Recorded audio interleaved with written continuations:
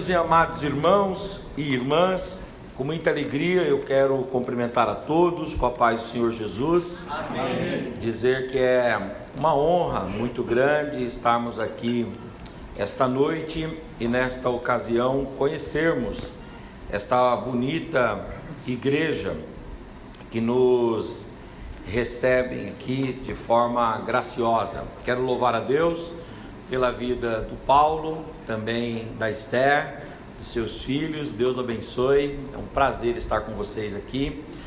São nossos amigos, conhecemos há muitos anos e eles sempre tiveram interesse e desejo que nós estivéssemos aqui juntos um dia, e aprove a Deus ser nesta ocasião. E eu estou muito feliz por isso. Também quero agradecer a Deus pela vida do pastor José Alves. Deus te abençoe. Também os obreiros que acompanham esse trabalho aqui. Um privilégio muito grande estar com os irmãos. Uma bênção ter na minha companhia o pastor Rael, 84 anos cantando ao Senhor. Daqui a pouco os irmãos vão ouvi-lo cantar. Amém. E vai ser uma bênção. Ele teve a oportunidade, irmãos, de acompanhar um dos maiores missionários que esse Brasil já conheceu, que foi o missionário Bernard Johnson. Depois o Bernard Johnson morreu e o Rael veio para Barueri e veio me acompanhar. E eu agora me sinto um Bernard Johnson também. Aí os irmãos falam, mas você não prega igual o Bernard Johnson. Eu digo, é verdade, mas o companheiro é o mesmo e isso que importa, né? Tenho a alegria de ter aqui na minha companhia minha esposa. Nós temos 2 filhos adolescentes, mas eles não puderam estar. Hoje está acontecendo ali a cantata das crianças e eles ficaram para acompanhar as crianças. Marcos, capítulo de número 6, versículos 30 e 31. Eu quero ler com os irmãos esses 2 versículos e rapidamente compartilhar com os irmãos aquilo que Deus tem feito arder no meu coração. Certo teólogo disse que a mensagem, antes de falar com o povo, tem que falar com o pregador. E Deus colocou essa mensagem no meu coração e eu gostaria de ter a responsabilidade de compartilhar com os irmãos. Voltaram os apóstolos à presença de Jesus e lhe relataram tudo quanto haviam feito e ensinado. E Jesus então lhes disse: vinde, repousai um pouco à parte num lugar deserto. Jesus fez isso porque eles não tinham tempo nem para comer e nem para beber, e visto serem numerosos os que iam e vinham ter com eles. Amém. Podem tomar vossos assentos.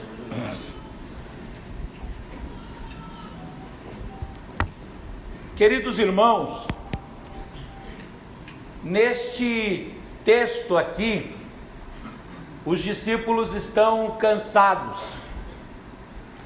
os discípulos estão exauridos, os discípulos estão fatigados, os discípulos estão extenuados, os discípulos estão no limite de suas forças.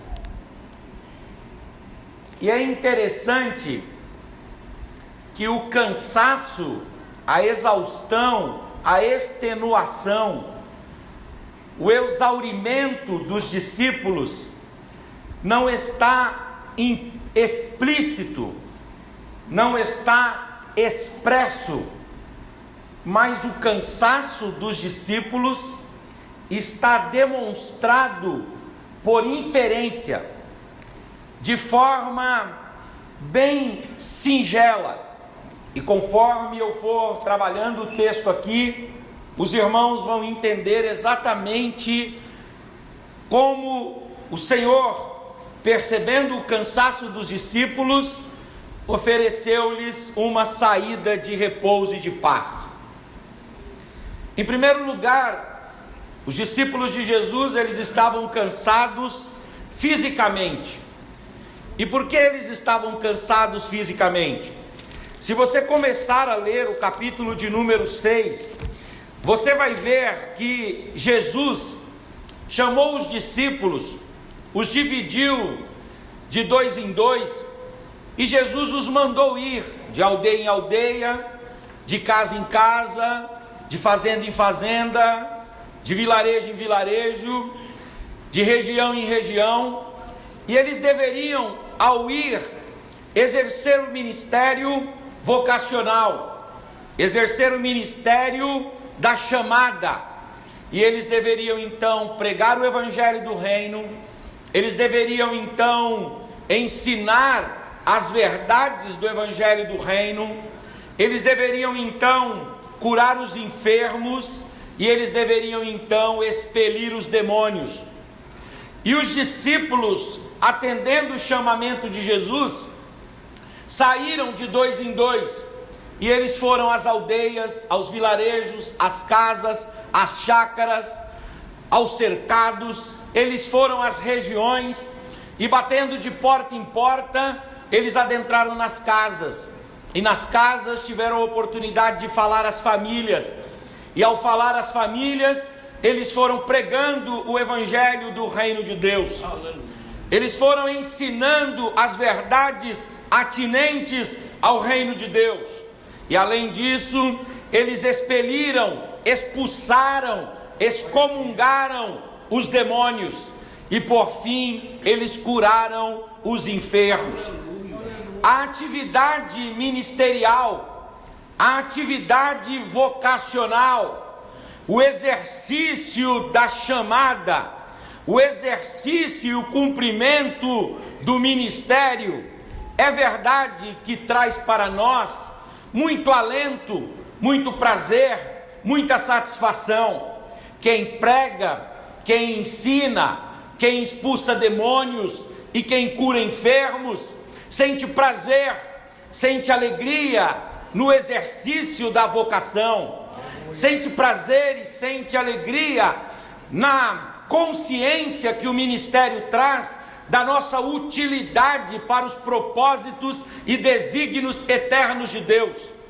Por outro lado, o ministério não é composto apenas de flores, digam os obreiros que estão aqui na minha retaguarda.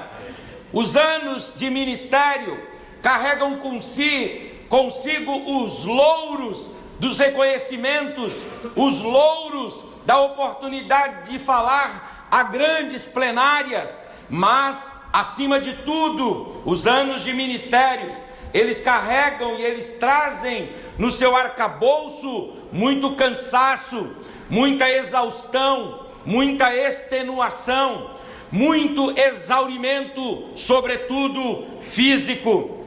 Quer fazer um teste? Eu vou dar um teste para você.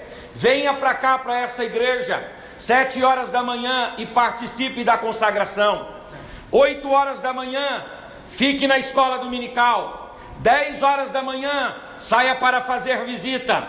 Vá na sua casa rapidinho, almoce, tire 1 hora de intervalo. 3 horas da tarde, esteja no domingo aqui para ensaiar no departamento que você ensaia. 6 horas da noite, começa o culto, participe do culto, e quando terminar o culto, não vá direto para casa, fique aqui no púlpito e atenda os irmãos que só têm oportunidade de ter contato com a liderança da igreja depois do culto à noite, e quando for 11 horas, você estará com seus pés inchados, quando for 11 horas, você estará extenuado, cansado, exaurido. E os discípulos aqui, nesse texto, depois do exercício vocacional, depois do trabalho ministerial, eles estavam cansados fisicamente. Mas o cansaço dos discípulos nesse texto não é um cansaço meramente físico, porque o cansaço físico, ele se refaz com um bom banho. O cansaço físico, ele se refaz e se desconstrói também por intermédio de algumas horas de dormida boa. Mas esses discípulos não estão cansados apenas fisicamente, eles também estão cansados na alma, eles estão cansados nas emoções. O texto bíblico diz que quando eles estão voltando do exercício ministerial, quando eles estão voltando de ter visitado as aldeias, as casas, os vilarejos, depois deles terem pregado, ensinado, curado enfermos e expulsado demônios, quando eles estão retornando, eles são surpreendidos com uma trágica notícia. A notícia talvez mais triste que os discípulos podiam ouvir. Eles foram surpreendidos com a notícia da morte de João Batista. Se você ler o texto, você vai ver exatamente eles tomando consciência, eles tomando ciência, eles percebendo que João Batista havia morrido.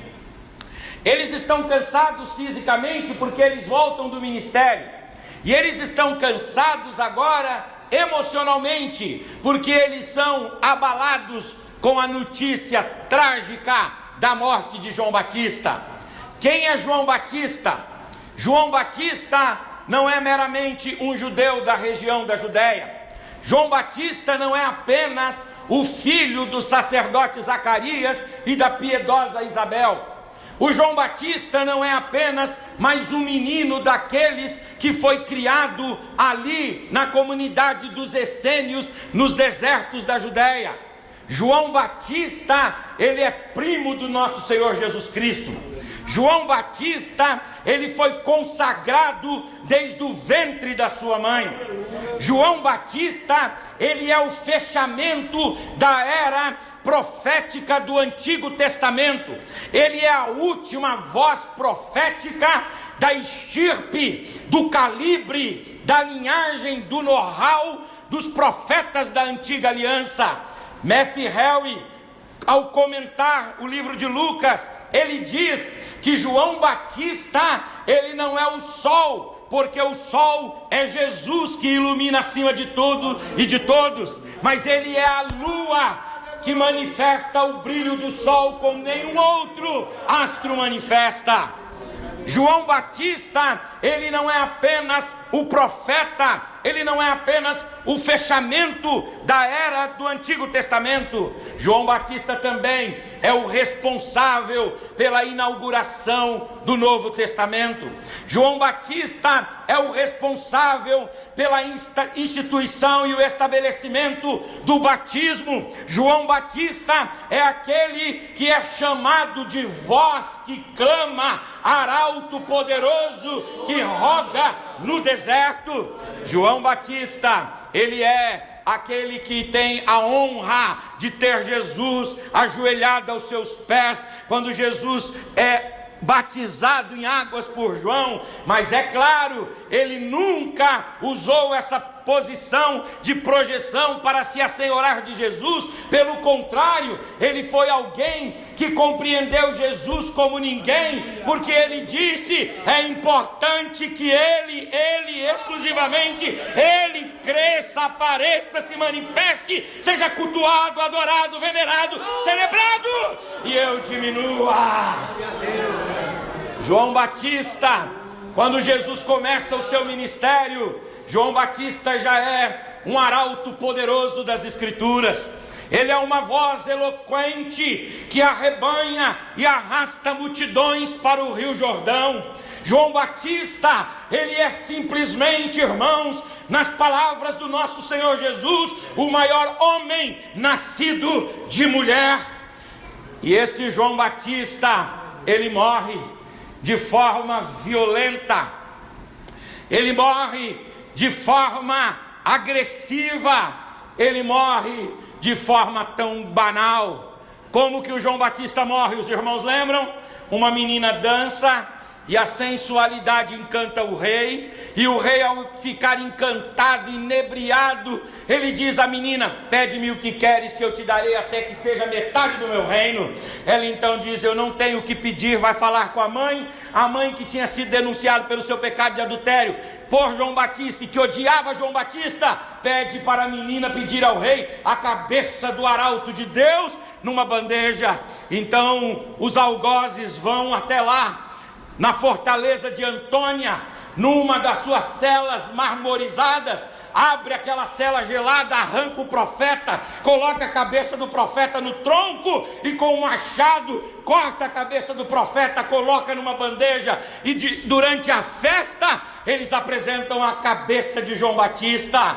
Vejam, irmãos, que não é apenas um homem comum que está morrendo, e também a sua morte foi uma morte vexatória. Parece que o mal está triunfando, parece que a injustiça está triunfando, parece que o pecado está valendo a pena. Afinal de contas, o homem de Deus é decapitado e a sua cabeça é levantada como troféu num ambiente de pecado, num ambiente de injustiça. E de repente essa notícia ataca o coração dos discípulos de João, e os discípulos de João vêm e contam aos discípulos de Jesus, e eles recebem como se fosse uma flechada no coração. Aliás, muitos dos discípulos de Jesus eram já simpatizantes de João, e alguns discípulos de Jesus, antes de seguirem Jesus, seguiam João. Então eles são soterrados, eles são surpreendidos, esmagados, atropelados por aquela notícia terrível. A notícia de que o herói de Deus, a voz extraordinária do deserto, silenciou-se, aleluia, e o profeta João Batista morreu. Com esta notícia eles ficam abalados emocionalmente, e eles ficam cansados, mas eles não estão cansados apenas fisicamente, e eles não estão cansados apenas emocionalmente. Os discípulos estão cansados aqui nesse texto, também intelectualmente. É muito interessante que o versículo 30 diz que quando eles voltaram, eles narraram para Jesus tudo o que eles tinham feito e tudo o que eles tinham ensinado. Eles tiveram que assentar-se com Jesus e contar para Jesus todos os fatos, as casas que visitaram, os testemunhos que eles colheram. Eles tiveram que narrar para Jesus tudo, e ao rememorar, ao recontar, ao reestruturar as ideias e ao fazer uma narrativa, eles ficaram cansados na mente. Perguntaram para um pastor um dia: pastor, o senhor só fica pregando, o senhor não tem uma mão rústica, rudimentar como a minha? E era a mão de um obreiro, de um chefe de obras. E o pastor passou a mão do pastor na mão daquele obreiro, chefe de obras, e ele percebeu que a mão do obreiro era uma mão com a pele bem machucada e ferida. E aí o pastor disse: meu filho, eu de fato e de verdade vivo pregando, e eu não tenho uma mão assim causticada e marcada como a sua, mas se eu tivesse a oportunidade, meu filho, de abrir aqui a minha cabeça e permitir que você passasse a mão no meu cérebro, você ia ver, meu filho, as marcas, você ia ver, meu filho, quão duro, quão difícil é estar aqui enfrentando a multidão, relatando, pregando e ensinando e dizendo ao povo aquilo que Jesus faz e fez. E aí então os discípulos, porque tiveram que sentar e contar para Jesus todas as coisas, lembrar de cada fato, organizar as ideias e colocar numa palavra que a coisa ficasse bem clara, eles acabaram nesse processo se cansando intelectualmente. Percebam, irmãos, que os discípulos estão exaustos fisicamente, os discípulos estão exaustos emocionalmente, e os discípulos estão exaustos intelectualmente. Eles não dizem uma palavra sobre a exaustão, eles não contam para Jesus que eles já não aguentam mais, que eles já estão no limite deles, eles não contam. Mas Jesus tem olhos como chama de fogo, e os seus olhos penetram a alma, juntas medulas, os seus olhos penetram o coração, o espírito e o interior do homem, e Jesus vê aquilo que o homem não consegue ver, e Jesus vê aquilo que o homem não diz com as suas palavras. E Jesus, olhando para eles, percebeu que eles estavam exaustos, extenuados e cansados, e Jesus disse: vinde a um lugar à parte e repousai um pouco. Jesus não é um líder déspota, Jesus não é um líder tirano, Jesus não é um aproveitador das fraquezas alheias, Jesus não é igual àquele. Dizem que um certo turco, para economizar, eu não sei se essa história é verdadeira, mas contam que um certo turco, para economizar, desejou muito fazer a mudança de toda a sua casa num camelo. Aí colocou toda a mudança sobre o camelo já estava quase caindo, e aí o turco olhou e disse: não, ele aguenta. E quando o turco estava saindo, ele estava com uma caneta. Aí ele pegou aquela caneta e falou assim: eu não vou levar esse peso aqui não. Colocou lá sobre o camelo. Quando ele colocou aquela caneta, o camelo não aguentou, arriou com toda a mudança. E aí o turco disse: esse camelo não aguenta nada, não suporta uma caneta. Jesus não é assim, um tirano, um déspota, que olha para as pessoas e vê as pessoas extenuadas, cansadas, exauridas, e diz: eu posso colocar mais peso, elas ainda aguentam um pouco mais, eu ainda vou esticar um pouco mais a tolerância, a paciência e o suportamento dessa pessoa. Não! Quando Jesus nos percebe cansados, extenuados, exauridos, Ele nos diz: pare tudo e venha à parte, porque o que você precisa agora é um pouco de descanso e de repouso. Aleluia!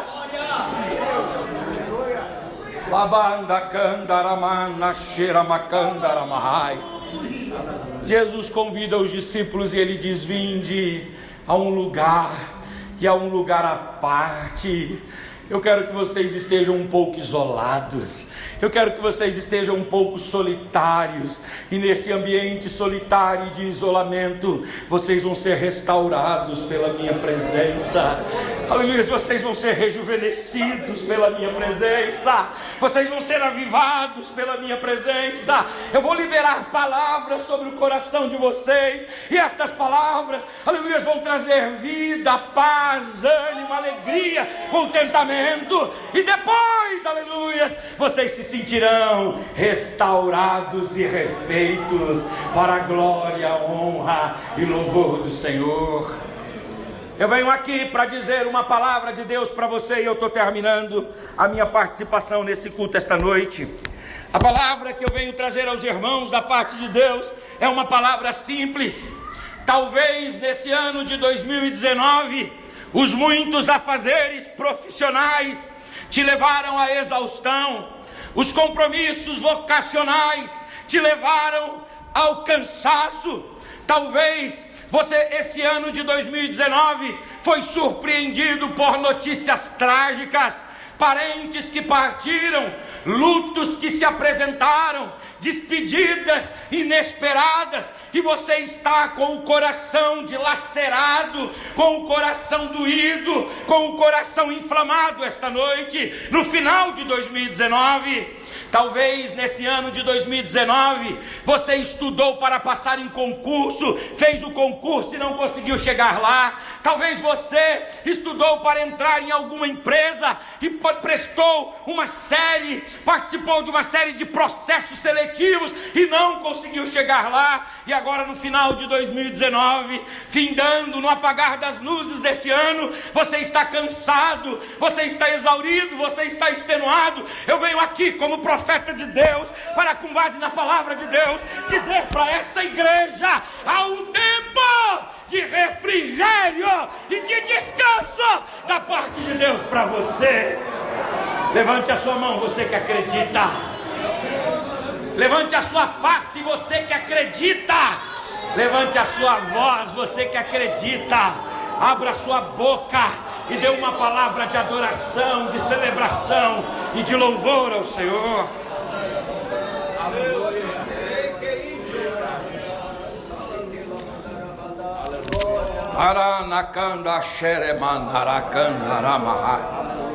Jesus vai preparar uma oportunidade de descanso para você, uma oportunidade de repouso para você, oportunidade de alento para você, de refazimento para você. Você vai se refazer, haverá refazimento para você. Aleluia, eu creio nisso. Eu creio nisso. O ano de 2020, aleluia, será um ano abençoado. Você acredita nisso? O ano de 2020 será um ano abençoado. Aleluia. Deus vai trazer paz, Deus vai trazer prosperidade, Deus vai trazer a sua graça, e a sua graça há de te refazer para a glória, honra e louvor do nome do nosso Deus. Aleluia.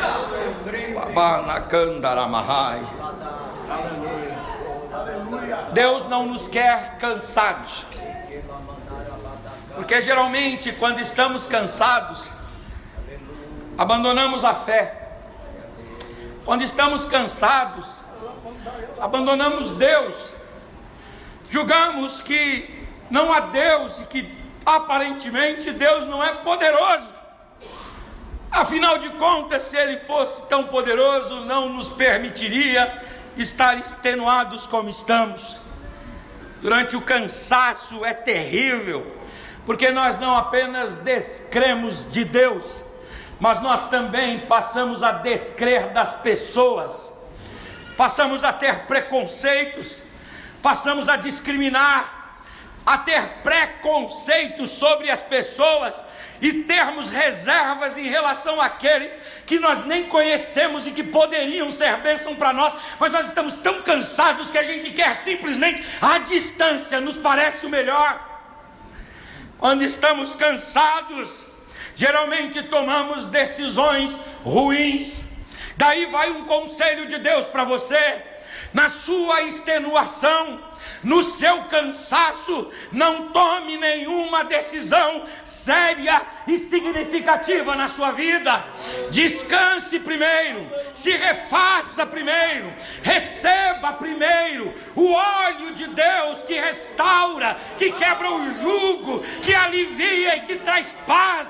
E depois, refeito, com o juízo no lugar, com a sanidade perfeita, com o equilíbrio ajustado, então você tomará decisões acertadas que vão dar rumos extraordinários e significativos para a sua vida.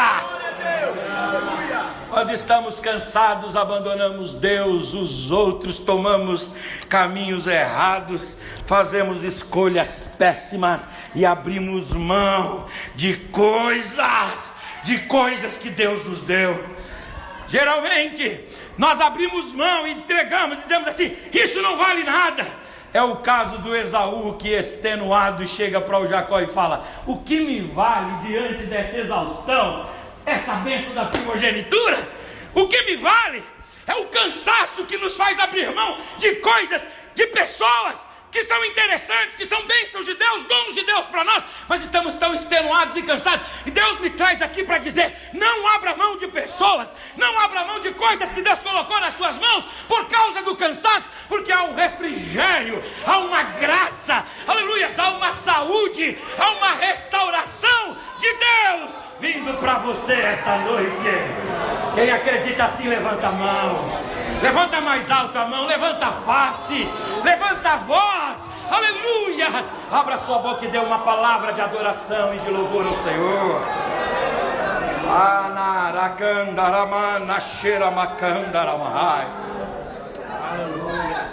Vinde a mim, vós todos os que estáis cansados e sobrecarregados, porque eu vos aliviarei.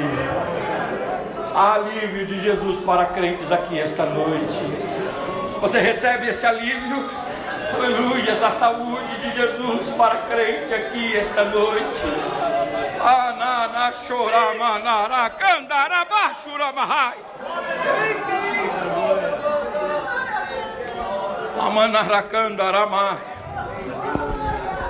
Aleluias, aleluias, aleluias. O ano de 2020, acredite nisso, eu estou falando com base na palavra de Deus, estou profetizando de olhos abertos. Eu estou dizendo aqui nessa igreja porque é o que eu sinto de Deus de dizer agora. O ano de 2020 será um ano de refrigério, de restauração e de cura de Deus para você. Acredite nisso, aleluia.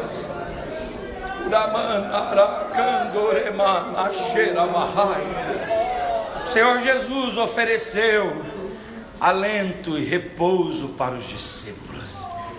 e teve a oportunidade então de refazê-los. Aleluias. Sei que a Assembleia de Deus, nossa casa, não tem muito esse costume, mas essa é uma forma de comunicação dos tempos atuais. Pega na mão desse irmão aí, olha no olho dele, por favor, e dela, se você puder. Dizem que tem 3 classes de pessoas que não olham uma no olho da outra: os falsos, que devem e os que vão pedir dinheiro emprestado. Se você não pertence a nenhuma dessas classes, diga para esse irmão aí, diga: há um repouso de Deus vindo para você. Diga para ele: eu não sei o que tem te cansado. Diga: eu não sei o que tem te cansado, mas há um alívio de Deus vindo ao seu encontro.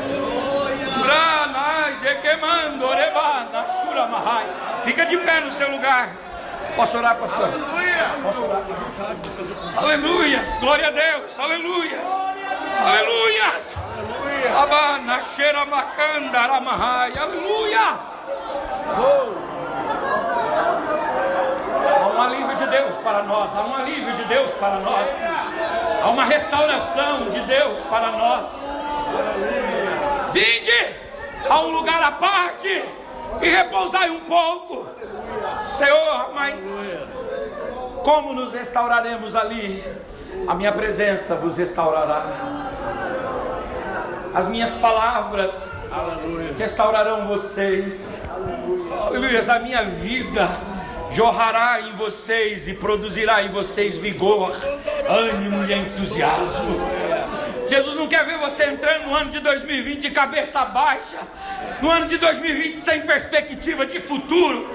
Jesus não quer ver você entrando no ano de 2020 desalentado, desencantado com tudo. Não, há um futuro de Deus para você. Por isso levanta essa cabeça, entra esse ano com, aleluias, ânimo de vitorioso, de alguém que foi restaurado pelo poder da presença, da palavra e da graça de Jesus. Glória a Deus. Eu quero saber se há entre nós aqui esta noite alguém que ainda não é evangélico. Tem alguém aqui esta noite que ainda não é evangélico? Dê um sinal com a sua mão, por gentileza. Nós não queremos te constranger, nós queremos te conhecer. Tem alguém? Tem um moço aqui. Glória a Deus. Meu amigo, você ouviu a palavra hoje? O Senhor tem esse descanso para você. Perdão para os seus pecados. Amém. Vai escrever seu nome no livro da vida. Amém. E vai dar a você uma vida eterna e poderosa. A Bíblia ilustra essa nova vida como uma fonte de água que jorra para a vida eterna. Aleluia. Você quer hoje receber esse Jesus? Vem para cá, nós queremos orar por você. Você pode vir aqui à frente. Vem com ele, a irmã que está com ele aí, venha com ele aqui. Aleluia. Glória a Deus, venha com ele. Quem pode acompanhá-la aqui? Um irmão, a irmã vem. Deus te abençoe, viu? Fica aqui, como é que é seu nome? William, Deus te abençoe, tá, William? Nós vamos orar por você. Amém, irmãos? Aleluia. Fica com ele aqui, ó. Fica aqui, ó. Pode ficar aqui, ó. Deixa eu perguntar, tem mais alguém que esta noite ouviu a palavra e quer receber esse refrigério, esse alento, essa restauração da parte de Deus? Dê um sinal com a sua mão, não fica constrangido não. Nós oferecemos, nós gastamos tempo com isso, porque a Bíblia fala que para os que perecem, a mensagem do Evangelho é loucura, mas para os que foram salvos, ela é o poder de Deus para nos arrancar de toda a dominação das trevas. Tem mais alguém que quer hoje receber Jesus? Tem alguém afastado esta noite que quer hoje tomar a decisão de reconciliar-se com o Senhor, fazer um novo pacto com Jesus e voltar para a casa de Deus? Tem alguém essa noite? Dê um sinal com a sua mão. Não fique se importando com o que vão pensar. No final das contas, o que vão pensar ou o que vão deixar de pensar não é importante para a sua eternidade, mas é importante a sua relação com Deus. O que você tem feito com as ofertas que Deus tem proposto a você. Aleluia. Tem alguém que quer hoje voltar para o Senhor? Não tem. Que Deus te abençoe em nome de Jesus. Pai, nós oramos aqui esta noite, Senhor, pela vida do William, que ouviu a tua palavra, que ouviu todos os louvores, as mensagens que foram ministradas aqui, e ele sentiu-se sensibilizado pelo teu Espírito a vir aqui, Senhor, e a aceitar o Senhor. Perdoe os seus pecados, lave-o agora com o sangue carmesim de Jesus Cristo vertido na cruz do Calvário. Inscreva o nome do William no livro da vida. Sela-o agora com o teu Espírito, Senhor, e com a tua graça, e faça dele, Senhor Deus, um arauto do teu evangelho, em nome de Jesus. Pai, agora eu oro por esse meu irmão que está aqui, essa minha irmã, Senhor, que foram esse ano de 2019 golpeados de todas as formas, Senhor. Eles experimentaram, ó Deus, as lutas, as dificuldades, os diagnósticos e os prognósticos negativos, Senhor, e eles estão chegando, alguns deles aqui estão chegando, Senhor, ao final de 2019 exauridos e cansados, desencantados e desalentados, mas eu creio que há um bálsamo em Gileade.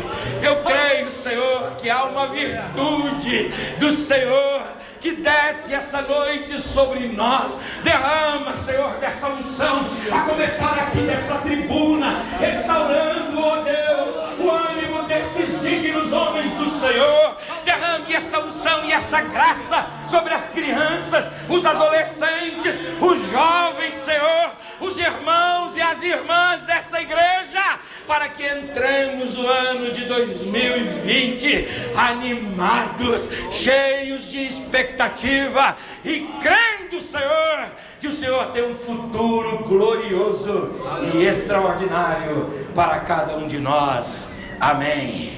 Você pode dar um abraço nesse irmão que está do seu lado aí, você? É um abraço nele. Paulo diz para a gente se saudar com ósculo santo. Ósculo é um beijinho. Você pode, de forma respeitosa, dar um beijo nesse irmão e dar uma palavra de Deus para ele ou para ela, dizendo: fique tranquilo, há uma surpresa, há algo novo e extraordinário de Deus vindo ao seu encontro. Aleluia. Churamandaracandarabanashirabahai. Orabadacandarabahai.